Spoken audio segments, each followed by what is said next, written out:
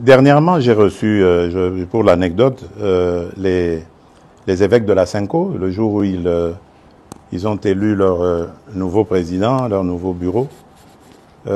Et dans nos discussions, je ne vais pas les dévoiler ici, mais il y a eu une demande allant dans ce sens. Mais ma réponse était claire. J'ai dit, mais Seigneur, je suis à votre disposition. Je ne demande que ça. Mais dites-moi, comment vais-je m'y prendre? J'ai pris l'exemple que de trois opposants. J'ai commencé par Martin Fayoulou. J'ai dit, mais il n'a jamais reconnu les résultats des dernières élections. Comment est-ce qu'il acceptera ma main tendue?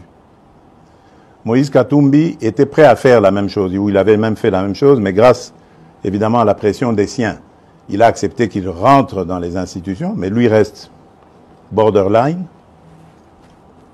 Joseph Kabila, n'en parlons pas. Lui, il a carrément...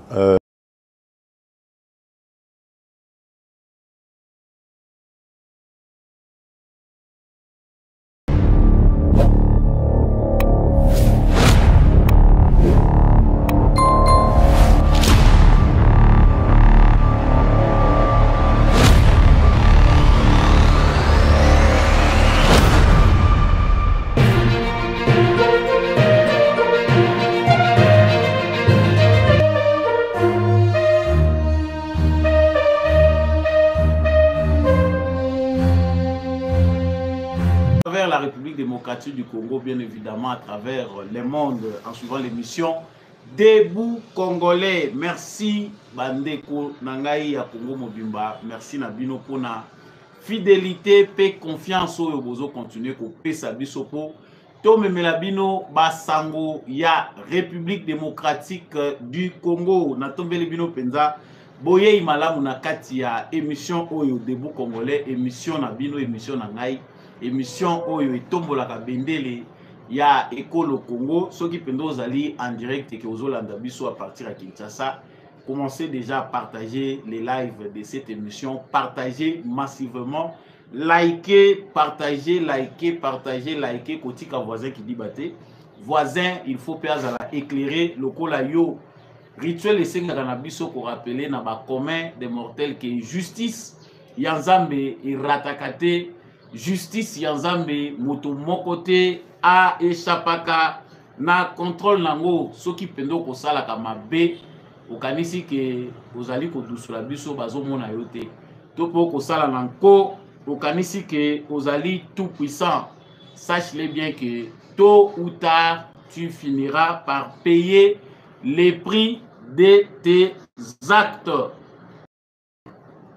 À la une de notre actualité, enfin, Félix Tshisekedi réapparaît. C'est ce que nous venons de voir à travers les tweets de Tina Salama, la porte-parole du président de la République. Il y avait quelques inquiétudes. Naba Congolais belé, oh bazaye kotuna biso, président Zakaka, Nini Zakoleka. En tout cas, trop de manipulations, trop de rumeurs. Le président réapparaît enfin. Voilà, Ezali.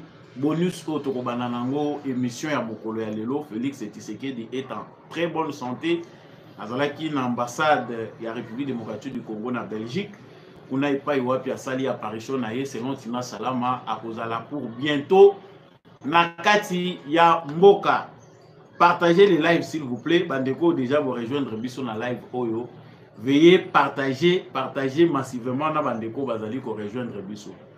Après cette actualité de Félix Tshisekedi Tokolobe l'appelle Ikamboya Perroquet Louara, Perro Louara comme on l'appelle, Nabob Kabamba, qu'est-ce qui se passe entre ces deux individus?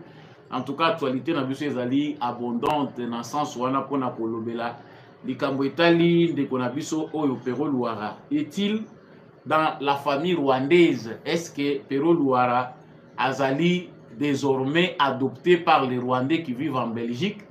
Nani a cotisé na kati ya lisanga wana?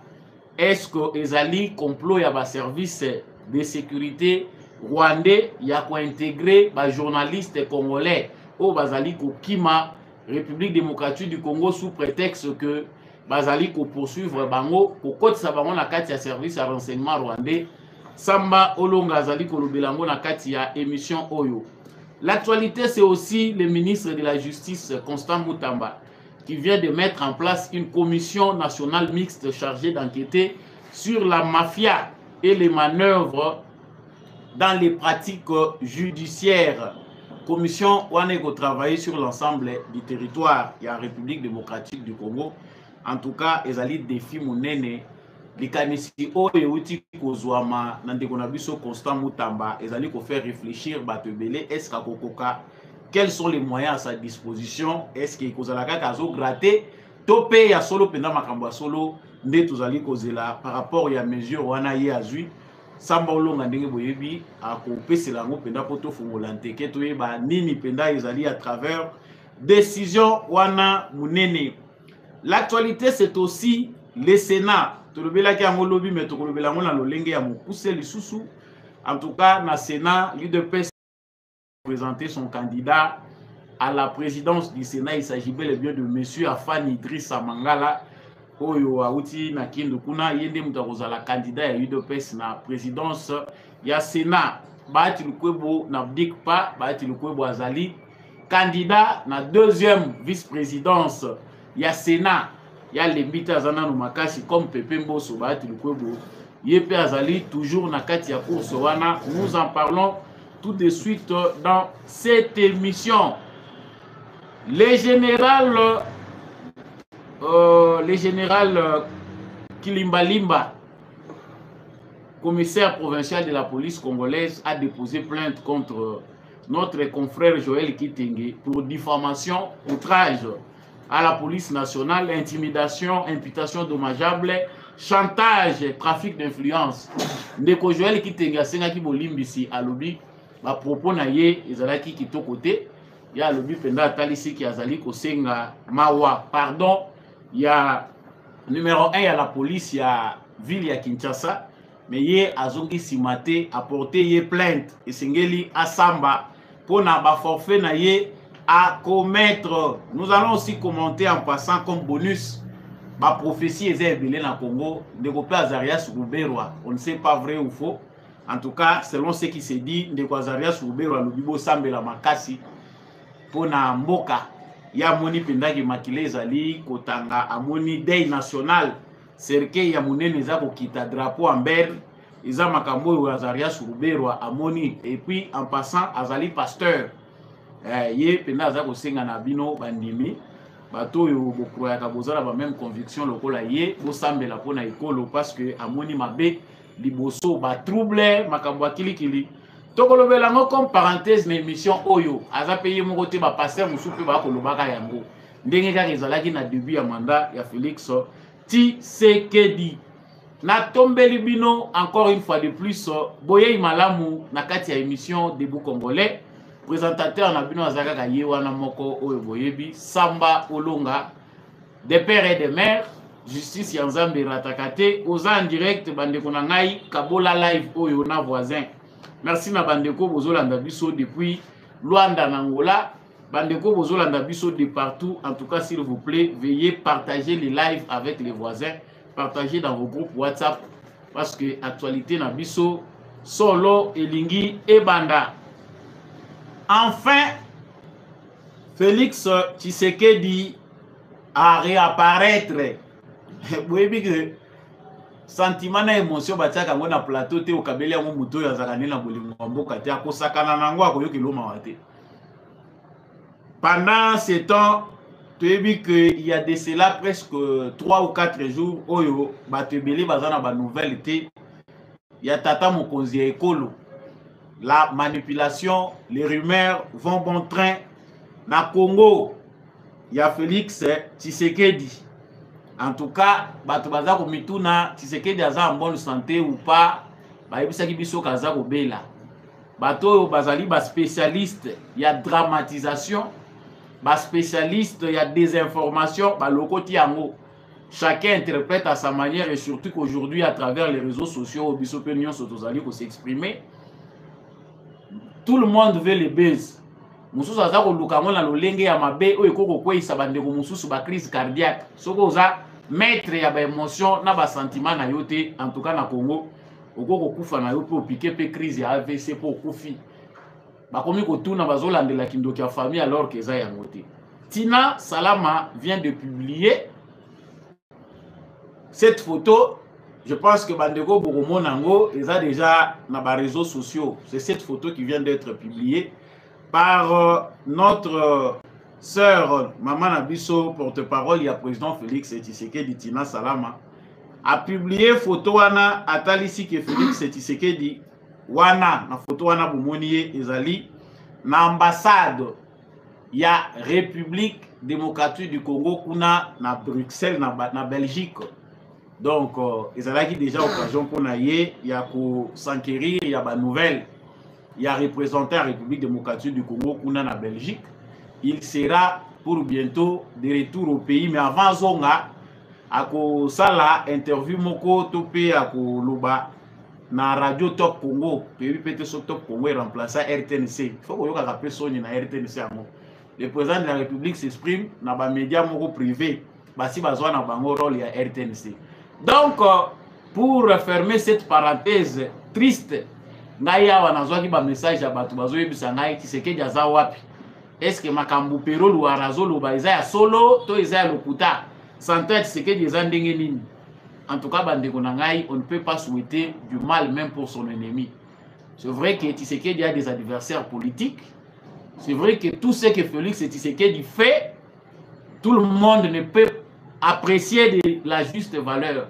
Mutu mususu akosepelate azo komona Tshisekedi fainéant, mususu pas aza kosepela maza ko critiquer, mais kokende plus loin jusqu'à souhaiter la mort de quelqu'un sur qui l'espoir des millions de Congolais repose. En tout cas, ils ont bon doute. Ils ont quitté côté. Ils ont fait moyen pour nous dire que ça va ceux qui peut-être bino bozo comme théâtre, mais pensez à ce moment que le président de la République, chef de l'État, to perdre. Je n'ai jamais souhaité, je n'ai jamais rêvé ça. Ils ont dit que l'État yo ya na plan na yo wana salvateur, plan o yo zo ya na ngoya sauvetage ya sauver na Congo. On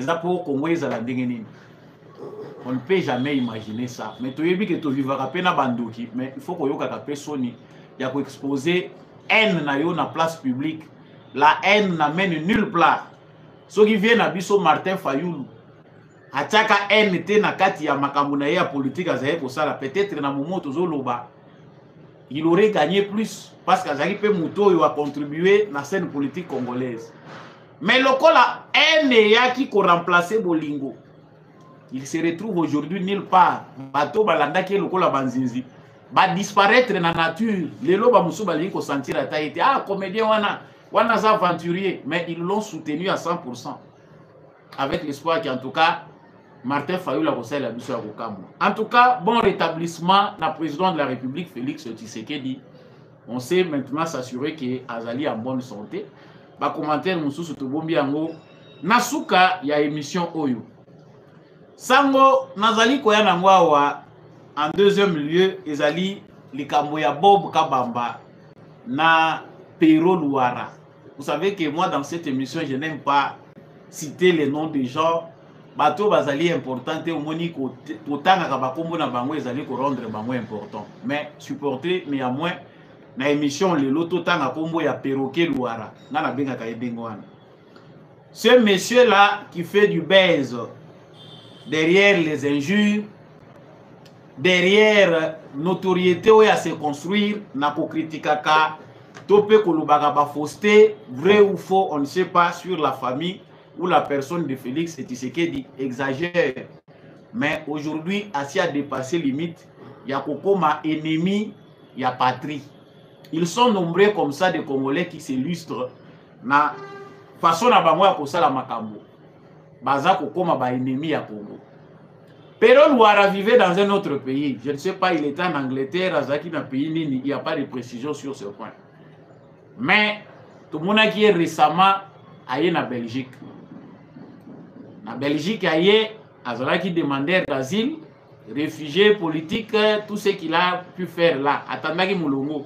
Batouazouaki na photo, Bamonaki Ndenge, Akokamaki Ndenge, Batounionso, Bayaka Kosenga asile, Bazalaka. Il s'est présenté là-bas comme un réfugié. On ne savait pas les mobiles. Qu'est-ce qui a fait qu'il a se retrouvé en Belgique. Mais l'information est comme si il n'y a pas longtemps, le collaborateur de Nanga qui a été arrêté, qui jugé Awa na Kinshasa, asitaki bakombo ya batu oyo bakolaboraka na Nanga, bakolaboraka na M23, oyo Nanga azalaki kosola na bango na téléphone par rapport à l'activité na bango. Parmi les noms cités figurait le nom de Bob Kabamba, professeur à l'université de Liège. Aza mutu moko connu. Bato Bayebiye Malamu a illustré na l'élection en 2018, il avait commencé peut-être avant, les autres le connaissent dans un autre contexte. Mais mingi ba français ba utiliser qui na banalise ya lokuta. Kwa azalaki koya ko présenter lors des élections de 2018-2019. Na cadre ya ba élection Bob Kabamba azalaki wana tango nyonso koya ko pesa banalise na ye. Ces analyses étaient orientées pour ne pas vous faire perdre beaucoup de temps. Banalise ya jari ya kolakisa batu ke drame ezali koya, mabe ezali koya, jusqu'après la publication ya Bob Kabamba ezali musika la réalité. Nous disons musika la réalité parce que ce qui est enfin arrivé au Congo a contredit tout ce qui était le pronostic de Bob Kabamba. Mais qu'à cela ne tienne, il y a zalaki na cadre ya kosala musala na ye. Musala oyo ba colonisa nango mutu na ye. Les gens s'appellent professeurs, vous avez au moins pena professeur. Mais azana ye esclave mental ya ba occidentaux. Bob Kabamba azali congolais de père et de mère. Azali congolais de père, maman na ye azali rwandaise. Tango ba cité kombo na ye na makambu ya ba M23. Bob Kabamba lobi eza mensonge na musala oya salaka na notoriété na ye, il n'a pas de raison ya okende ko rejoindre le mouvement rebelle M23. Beaucoup de gens ont soutenu balobi que le professeur Bob Kabamba est derrière aussi l'aventure du M23 aza ko collaborer na bananga. Bato mususu bandimaki yango te. Mais c'est après aujourd'hui que nous avons après to komi koyoka ba information to zui siko certitude que effectivement Monsieur Bob Kabamba aza ko faire partie na ba Rwandais ou bazali ko vivre na Belgique, bazali na tendance ya ko attirer vers bango la presse congolaise, les journalistes congolais oyo balingi ba adopter bango, que ça soit à l'extérieur, que ça soit à l'intérieur du pays, pour désorienter l'opinion. Bob Kabamba ayambi Pero Luara yende mutazo ke ndeko présenter Pero Luara na communauté belge, communauté rwandaise oyo ezali na Belgique. Ceux qui bolandaka Pero Luara, parce que moi je ne le suis pas, mais c'est à travers les recherches et les lots à comprendre que Mutu Bongo na ye a komi ndenge nini cop nini azwisika. Il est trop fan de M23. Bolandi na maloba na ye a komi sikoyo ko adopter liboso tanga banda koloba, il ne s'arrêtait plus qu'à critiquer Tshisekedi et la gouvernance. Mais bato penda balandaka ye boyebi que ces derniers temps, il a changé le langage. A koti sikoyo na makambo ya M23, AFC, Kagame, tout ça. Ça ne vient pas comme ça du néant. Isaka Kati a changé d'un jour à l'autre. Aza adopté, bakomi ko pesa ye sikoyo orientation ya sika. C'est-à-dire monsieur Bob Kabamba est chargé de recruter de jeunes journalistes congolais. Pero Luara n'est pas le seul à se dire que Akiminde régime ya Félix Tshisekedi aza réfugié. Non.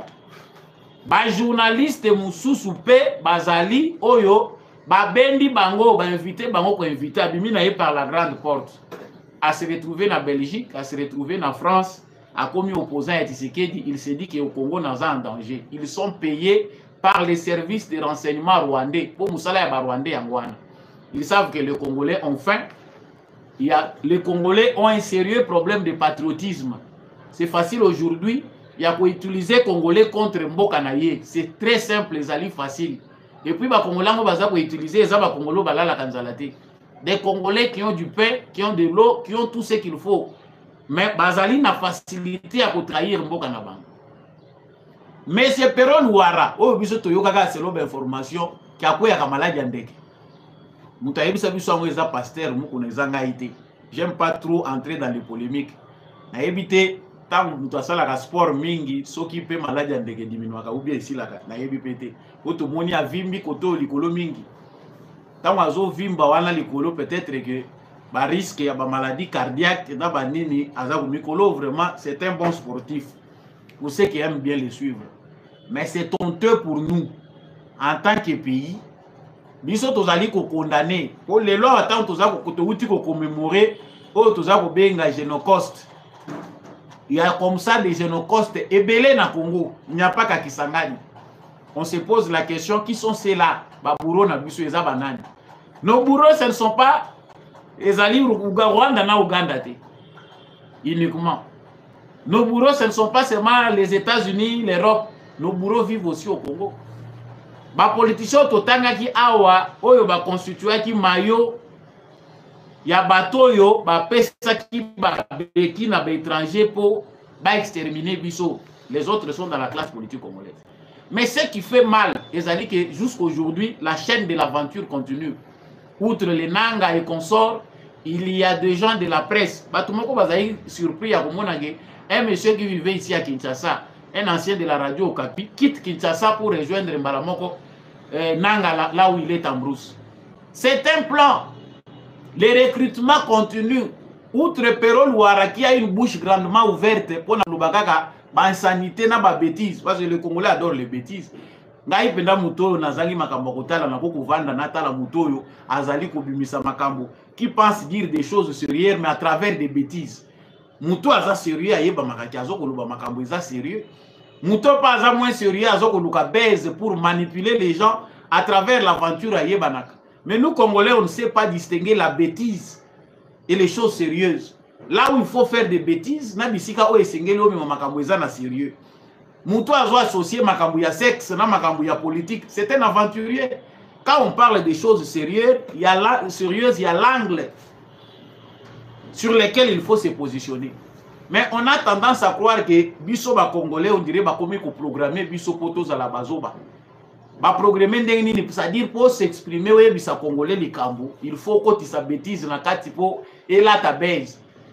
Le base au Congo fait que éducation ya bato baby na bikolo na bana mike baza ko yeba lisusu te. Yango zo mona ke ba congolais baza ko continuer ko kende ko pesa ba vue, ko continuer ko kende ko pesa succès aux imbéciles qui ne le méritent pas. Parce que citoyen congolais waza sérieux, même si c'est pour gagner le pain. On ne peut pas imaginer ce que c'est la douleur de nos frères au baza l'est du Congo. Bino bondimi OK au vandi no libanda ya mboka pour des raisons pécuniaires.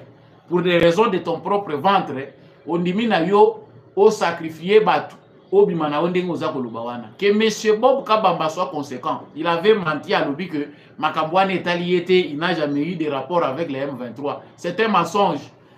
Les recruteurs, les réseaux, ya mutoyo azali kozwa congolais ou associé bango na ba rwandais, au bazana service de renseignement na Belgique, s'appelle Bob Kabamba. Yende muto recruté Perol Ouara. Déjà, on peut dire qu'il est rwandais. Moi, je me demande le nom de Louara. Pero Louara. Louara. Et ça, comme Bakasaye en Bokanine. Nous sommes infiltrés. Bilo, nous sommes même temps, nous supportons, nous sommes mis sous métozo, nous lila na mutema, nous sommes zambe aussi la colonie. Ah, tout ça, comme il est qui est congolais, qui ne l'est pas. Les autres, bazar facilité, nous sommes non kassayen. So taliba rwandais ils adorent prendre le nom du Kasai ba kombo ya baluba baza ko latango exana ngo ba kombo na bango pa yebike na centre wana soki dana lati kombo ya Kasai na lati kombo ya muluba ah wana naza congolais naza musika na frontière facilement je suis congolais. On a même entendu une fois des femmes qui se disent de Nyamulenge parler en Chiluba baza ko s'exprimer baza ko yebisa ba congolais mais parce que Chiluba siko ya Kigali sikoyo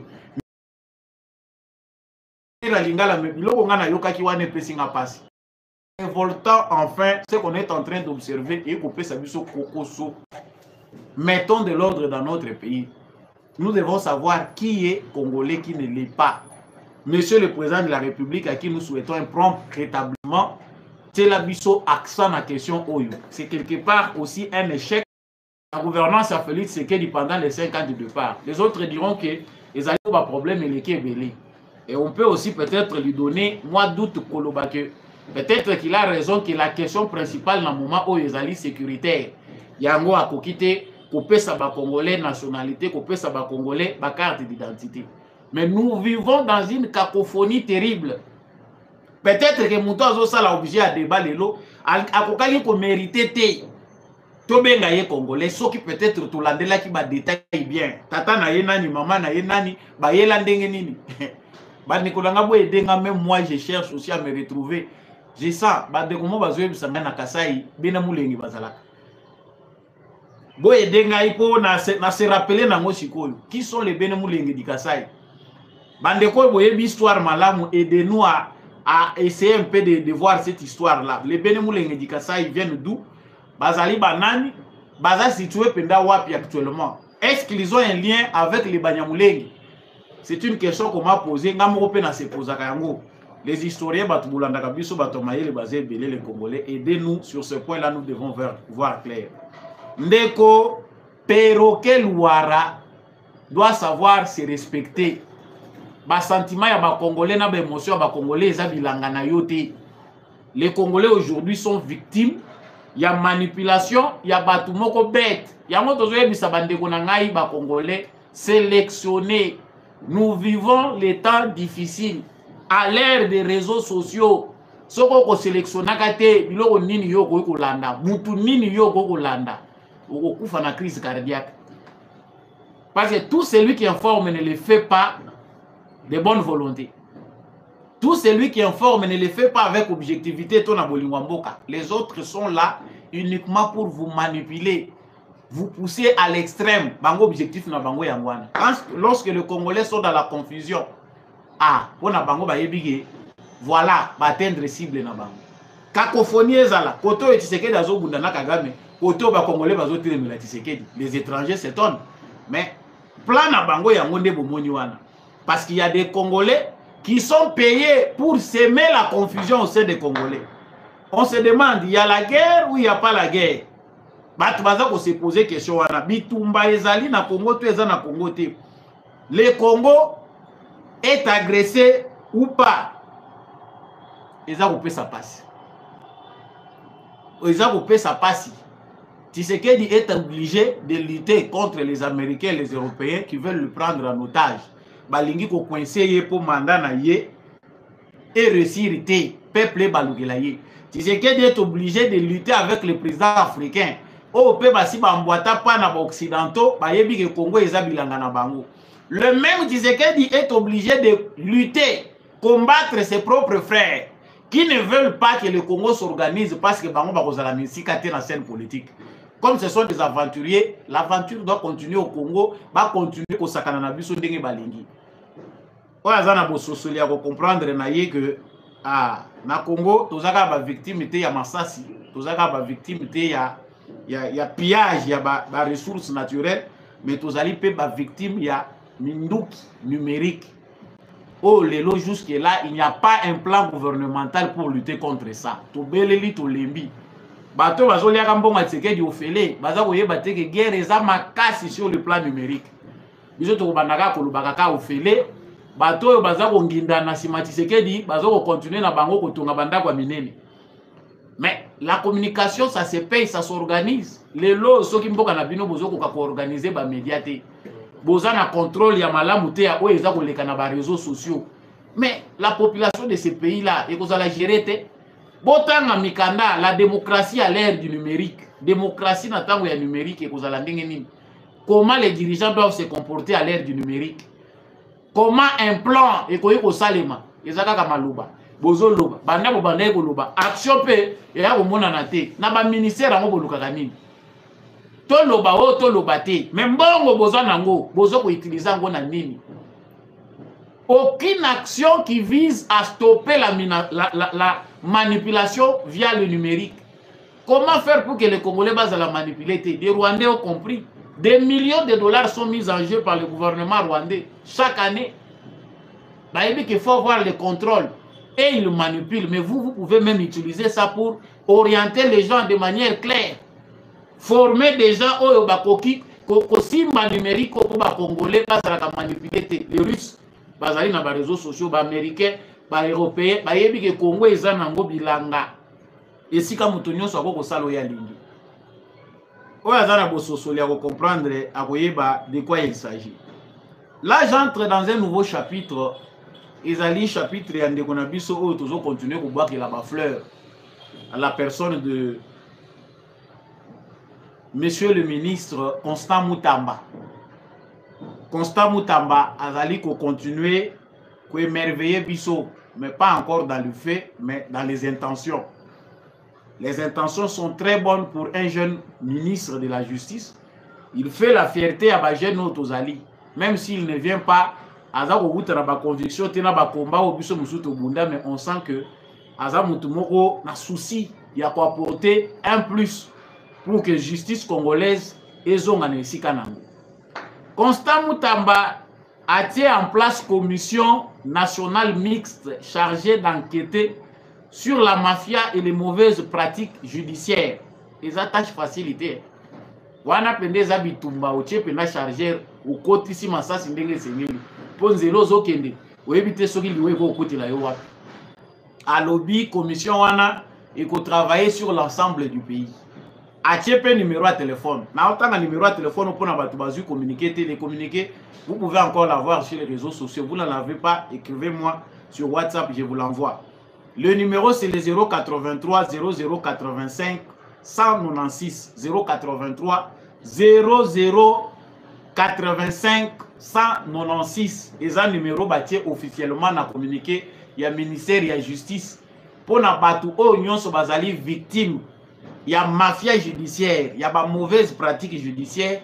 Ba benga numéro wana bakoloba ba province na bango bakoloba tout. Au départ, ça paraît une très bonne initiative pour toyebi makambuzo le Kinshasa. J'ai des dossiers comme ça. Omituninga yo na kusunga ona nini ndeko loba kaka nga lupango na nga bazui. Ndeko loba kaka libulu na biso ya mine bazui. Le Congo aujourd'hui madousu eza mingi. L'État congolais n'existe pas dans plusieurs endroits. Absence ya autorité de l'État eza criante. Eza musala makasi au ministère intérieur na ya justice et sengeli basala pona ko zongisa makasi ya l'État congolais. Mais cette bonne initiative prise mérite d'être prise au sérieux. Soki ndeko Constant Moutamba azaye kotambola na 20 policiers bakoma 50. Poto yebi eloko eza ko ruiner, eza ko sala ke mbongo ya Congo ebimaka en désordre. Eza musala oyo IGF a raté. IGF a bandaki bon départ, mais c'est pas à l'IGF de faire les bonnes finitions. Ba finition ya bien, eza qui attendu na secteur ya justice.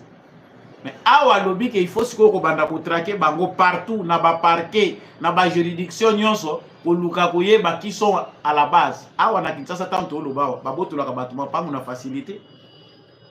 Vous y allez, vous allez trouver des gens. Dossier ya lupango et sali 10 ans, 15 ans. Bago benga yo na année, ba bengi yo ba kokoze la susuti année wana po dossier na yo ba ya kotala ngo. Lupango na yo basi ba pesa ngo mutu mususu basi pona bango ba yebi que déjà basi ba kanga dossier. J'ai un dossier de quelqu'un qui est venu ici pour la concession confisquée depuis les années 90. Jugement et salami bazongi se lié concession na ye. Kaka bango moko wana na niveau ya parquet na bango.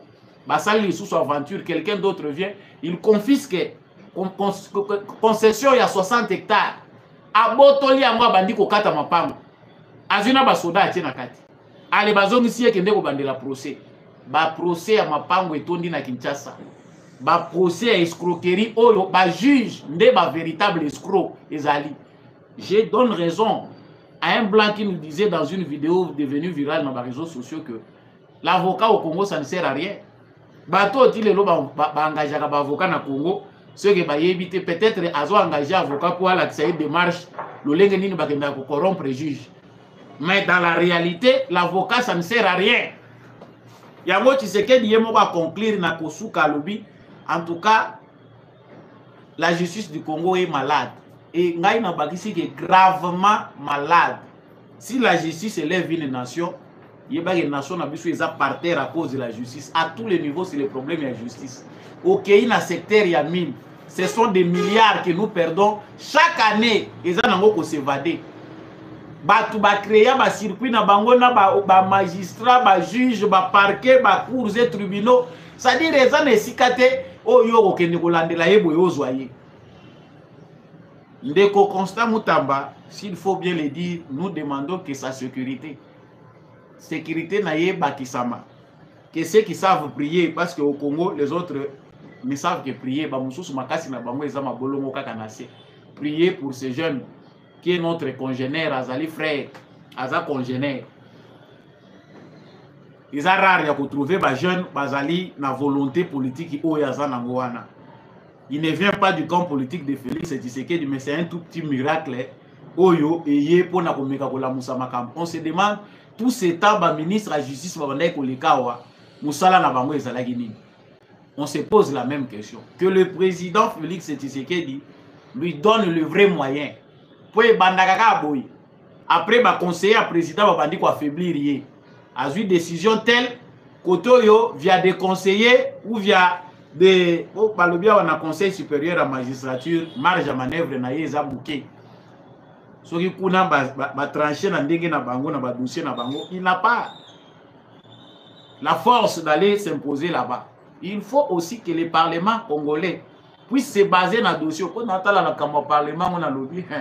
Les députés sont capables de vendre le dossier, de sa force dans le ministre de la Justice pour que Azala un mot à dire, Azala un pouvoir dans le Conseil supérieur de la magistrature. On a une bataille moussous. Je sais que les Congolais ont une pression na l'élu na bango. Est-ce que les Congolais comprennent qu'ils peuvent le faire? Moi, va ezali koya, oye komi ko la musabato, les autres n'apenda ba Congolais pas comprendre qu'il faut biso moko to ça la pression na ba élu, mais ça doit être plus. Si les Congolais sont capables de faire pression aux élus, ba musula kenda ko somnolé na kati ya palais du peuple. Ah, wana ko ko lo ba keto komi. Bolati bato jibino moko boyebisi bango que soki bozo koka kosala musala awa te bobi manakati ya banini obiso moko tokotala ndenge nini tokosala musala na biso. Sango mususu na ye nango apona koloba ezali dossier oyo affaire ya Sénat. Enfin tokomi na point oyo UDPS a présenté candidat na ye. Monsieur Afani Idrissa Mangala oyo azalaki kuna na Kindu ba dossier pe belé ezokolata yawa, mais là c'est pas mon cas. Monsieur Afani Idrissa candidat ya UDPS Turubaki Sama Lukonde yepe asi aza indépendant. Papa na biso Jonas Munkamba aza pe kuna candidat na ndenge na ye. Au Congo eza pasi. Mais c'est aussi ça la démocratie, ça s'apprend. La démocratie c'est que boye kola. Tant bozoye kola basé sur ba esena ba erreur ezali kokola. Au quelque part avant de développer ce jeu yo batu ba kondaka mingi Tshisekedi parce que baza ko sentir intervention na été. Mais si Tshisekedi doit intervenir dans tout ce qui se passe dans l'institution nyonso, nous n'allons pas retenir les leçons de la démocratie. Pour, en finalité, ça ne va rien servir. Le régime n'a pas koleka, mais la mentalité laissée par Mobutu, par Mosé Laurent Désiré Kabila Kotikala. Et ça, les lois moko pe Tshisekedi aza ko sala d'une manière sérieuse, mais biso toujours comprendre en côté. C'est laisser aux gens expérimenter eux-mêmes ce que c'est la démocratie. Et les peuple congolais ayeba yemoko ke awa soke simbité biso moko nde photo tomboka parce que ça droit na biso. Et la bango bayeba ke ici c'est de ma responsabilité. Je suis ministre. Ba prérogative nanga eza nini? Cahier de charge nanga eza nini? Est-ce qu'il faut nager la président kaka impulsion sous l'impulsion du chef de l'État, sous l'impulsion Moussa Ezaya Kosala. Sama Lukonde c'est c'est les rebelles de l'Union sacrée. Awa Union sacrée ezokende na ordre ya kopanzana parce que Sama Lukonde et ses frères du Katanga ont décidé de défier Oyo et Salamina groupe. Batali ici clairement que bango Union sacrée talaka bango te plus c'est leurs intérêts pour ndem toza kotala bango. Batali ici que eux veulent s'imposer d'eux-mêmes. Makambo bino bosalaka, ça dit Tshisekedi faut banga biso, abanga biso parce que nous sommes des Katanga. Même ceux qui to salela ye et loro mokote, Tshisekedi il faut banga biso, ba pesa biso présidence ya Sénat. Enfin, c'est un défi. Malgré tout ça, Sama Lukonde dit que mais je l'ai fait, je suis candidat indépendant. c'est dans la vision du président de la République Félix Tshisekedi. Parce que l'indépendance, il y a des institutions. Donc, il y a la vision du président Félix Tshisekedi. Après l'avoir trahi, parce que vous avez trahi Tshisekedi, ce que vous avez dit, la vision de Tshisekedi, entente, il y a une union sacrée.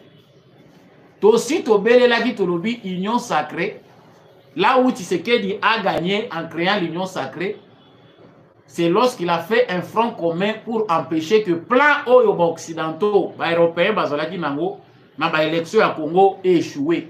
C'est là seulement où Tshisekedi a gagné à compte de l'union sacrée.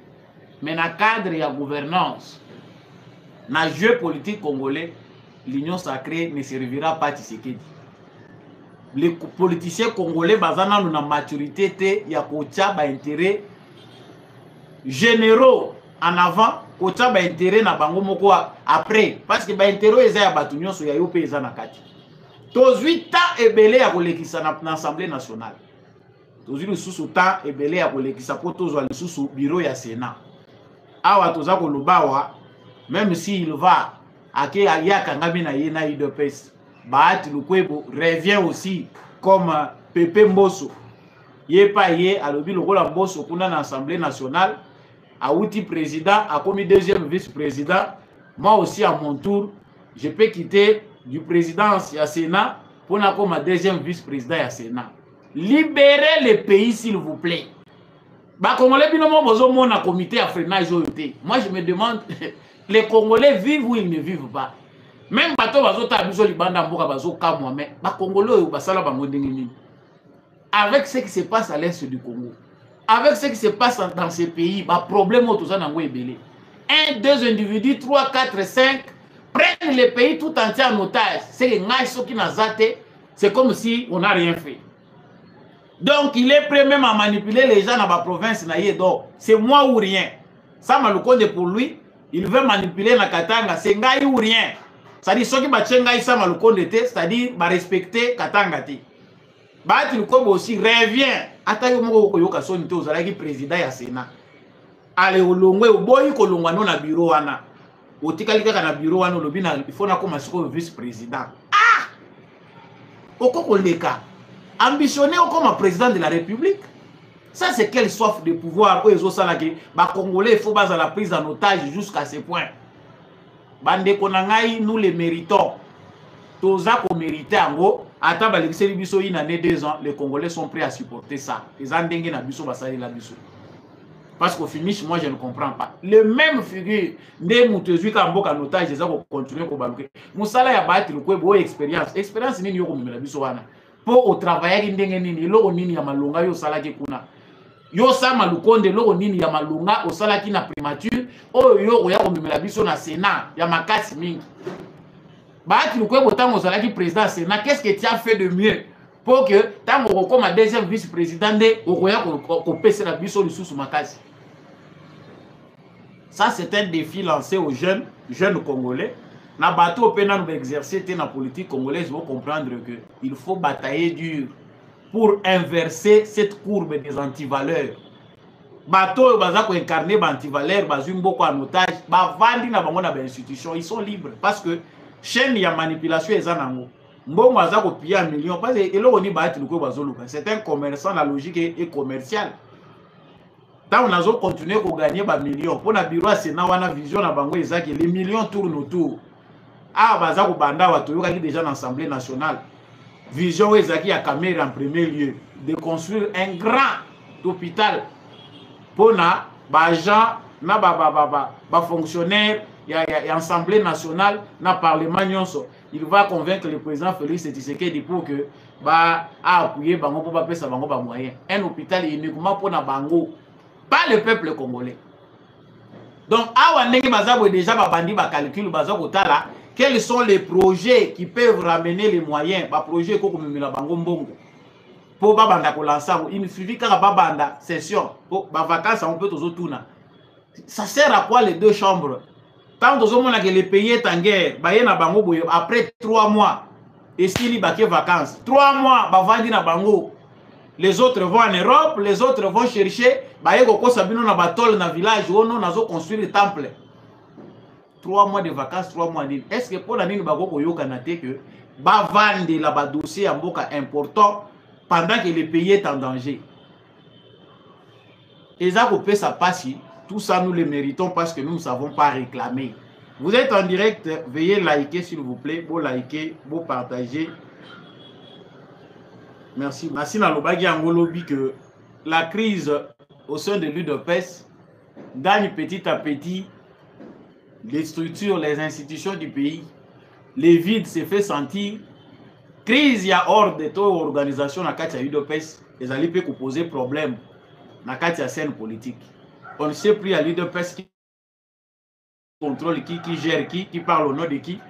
Et comme il y a un tozongi kana maloba ye moko Etienne Tshisekedi tango alobaga ke moni eloko bono bo sakana nango UDPS ngai soki na zate UDPS ko comme ingouvernable beaucoup kokate ko gérer parti parce que besoin apprendre l'autre côté. Aujourd'hui quand on en parle, le commissaire provincial de la police Blaise Kilimbalimba ayebisi Kilimbalimba yo zana droite ya kokende ko passer la drapeau ya UDPS. On ne sait pas si Kilimbalimba l'a fait. Na zana ba image té ndeko na biso confrère Joël Kitenge ba propos na ye en tout cas il choka qui peut même battre oyo bazali ya corporation na ye. Il ne pouvait pas tenir un tel langage. Azongeli ye moko maloba na ye après 2 jours tant moni que ça chauffe pour dire que en tout cas ndeko Kilimbalimba limbisa ngai yo za nommé na ordonnance présidentielle. Moussala Ozosa les n'a rien à voir avec la politique. Nakokai koloba bongote pour s'excuser, dire pardon. Mais malheureusement pour lui, le général Blaise Kilimbalimba a zongi le sous-simate. L'avocat n'a déposé plainte. Il faut bakangisaye. Diffamation, imputation dommageable, chantage, trafic d'influence. Qui était derrière lui pour la Nina Lubaki Bongo, en tout cas, il avait révolté. La plupart, il y a corps, il y a police nationale. Bah, mon avis que, en tout cas, les politiciens vont aussi misquer dans Moussala Nabiso. Et moi, je l'ai même dit dans l'émission et les kaki. Problème, tout ça, dans les manipulation politicienne. Il faut qu'on tique à la police et ça, la Moussala Nango, les bandes, il y a des partis politiques, na ba opinion politique, il y a la police doit être républicaine. Et non, bah ordre ya ba parti politique. Et là, on a un lobo to yebi origine nango. Ba coup de fil ya ba parti politique. Augustin Kabouya azana besoin de discipliner bana na ye à force du progrès. Ceux qui azo kokate makabouza na IDPS indelié on veut ce départ. Il doit sacrifier ces jeunes gens là. Boka na bango na yebi bangote. Et ça dans makambo mususu elinga ki ezala régler na réunion moko ya munene congrès, tout ce qu'on peut dire au sein de l'UDPS pour éviter que le président de la République ne soit pas ridiculisé. Awato Kolubawa, les a retouché le président de la République d'une manière ou d'une autre. Sa famille politique, Talabajène a UDPS, mais on pouvait éviter ça. Nalobaki yango awa ki bajène sans baza ko encadrement. Ceux qui ba communicateur à UDPS bazali ko communiquer de manière désordonnée. Sans orientation. Et ça pourquoi? C'est parce que l'UDPS n'est pas dirigé. Dans le bagage, Augustin Kabouya gère limité. Gérer Batunion sauté. Il se limite là où se trouvent ses intérêts. En tout cas, tout ce qui est général Blaise Kilimbalimba, les pardons libèrent aussi. Tout en mettant en garde les politiciens. Les politiciens de base derrière biloko wana. Vous êtes na guerre na une influence, il faut qu'on banda ko instrumentaliser batou. Ko instrumentaliser ba structure, ba service ya sécurité en bok. Kangela ngai boy, salela ngai boy, ba mauvaise pratique décriée n'époque à Joseph Kabila. Yango yo, eza ko continuer ko poussa na ko bendana. Et ko sala soni, il faut sauver l'honneur du président de la République. Logiquement parlant, les procès qui se fait contre les jeunes de la force du progrès, tout ce qu'on peut dire, ils ont procès de la honte. Son ils ont l'attendé président de la République. Ceux qui na famille na yemoko occupé bana na yete, ndengeni na occupé malamu bateau bazali libanda. Quelque part c'est comme ça que les gens disent.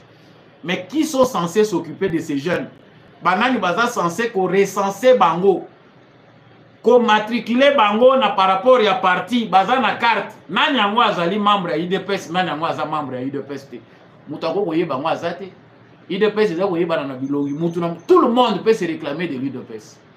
C'était un complot visible oyo Augustin Kabuya na bato baza ko gérer UDPS bazaki nango ya ko vider UDPS na bato nyonso baza ba vrai combattant ya UDPS pour installer le kuya bato oyo bayebi combat UDPS te baza désordre de vandi wana bandu baza ko se retrouver te bakozana balabala.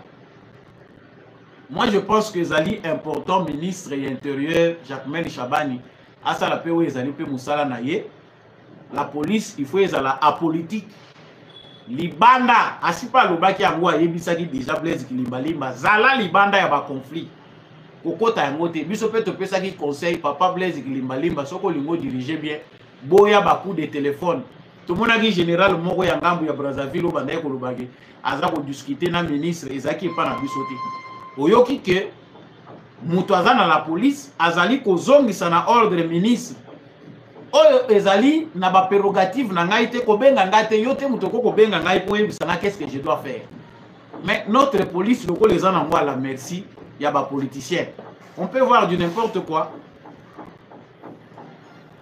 Et puis pour na kokende na kosuki sa awa on parle ici j'aimerais quand même un peu rire pour tout le bilango malamu. Le gouvernement congolais vient de doter la police nationale congolaise de 500 minibus blindés pour les opérations de maintien de l'ordre. Ah, ba photo ils ont circulé, ba minibus moko ils a bien blindé et pour la police na biso pour na ndenge nini ko sécuriser mboka. Na ngaki na pesa ka conseil public parce que biso tozaka ba conseiller public. Na mekika ko sala croisé entre ba bus blindé ezoya pour na ba policier na biso na maintien ya ordre. Na ba caméra ya sika ba pesa ki RTNC azwaki ba caméra ya sika tout moni ba conteneur ye na biloko ya sika. Mais les problèmes ne concernent pas le matériel. Et ça le rôle bazwika biloko ba pesa ngo ndingo wana na bato ba yebi ko s'en servir te. Ce qu'on a vu à la RTNC c'est quand ba changer ki logo image comment ko bima bien mais les contenus ezaka mawa. On ne sait pas voir une chaîne publique à travers la RTNC. Réalité ya mboka yango tende makambo o biso to mona na RTNC. C'est-à-dire ndenge moko pena la police na biso nationale. Boyeli bango ba blindé.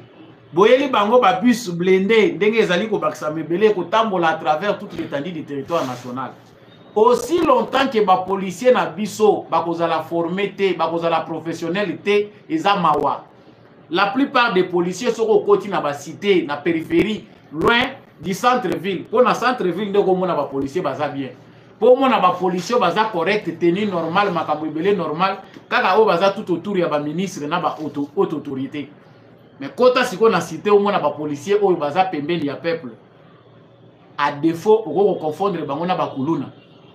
C'est-à-dire moral zéro. Ba yebi baza ne loko moko te na mutu ezola kisaki mutu aza agent de l'ordre. Ça fait très mal. La priorité, c'est la formation de nos policiers. Les policiers basent à la former. Tous à la police moko professionnelle. Au Penda, il faut aider le peuple congolais dans le changement de mentalité. Quand on a une police, il y a un modèle autre. Au côté de balati c'est tenu gaza policier. On peut se l'inviter dans jeune licencié, l'inviter dans jeune gradué ou diplômé d'État. À côté de la police, à y a Kemba. Combien on a besoin de gens de qualité dans la police nationale congolaise. Pour ça, image à la police, il faut être malunga. Il faut recruter les universitaires, les instruits. Comment on peut prendre un analphabète pour tirer dans la police? Au PJ Sambisa Moutou, Makambozo, comment Oyokina Yomoko Posa Kolera. Et ça passe.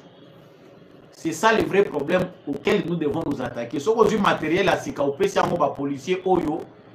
Bazana bango bakuluna na mituna bango pour recrutement ya Kabila oya tikelaka biso ya ba policier c'était des kuluna à défaut prendre même des prisonniers comme ça bango ba policier ezaki musala Kabila tikelaki biso awa soki bobongisi yango te ke ba matériel à sécurité ya ba ko bebisa muso azotu na lobi ezo ya ebele awa bango ba pesa biso carburant chaque jour tant to bando kende ba intervention ba tinela biso combien makamba kolia awa tamba esa soto intervenir songa na kekuna na zoki bando ko tsaki demande ba kipe yo na ba soin ba koya répondre après 2 mois ba pote zopola abi ba oyela bisoka ba matériel asika teni bazotala bisote bazotala makambo bilité.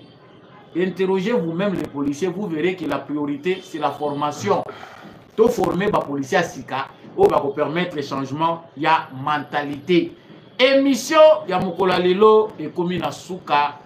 J'étais le plus heureux de savoir que boza ebele na kati ya plateforme oyo ndenge bozali koluka kolanda penda actualité ya République démocratique du Congo. Likez s'il vous plaît kobima na plateforme ote sans ko likez, partagez l'émission.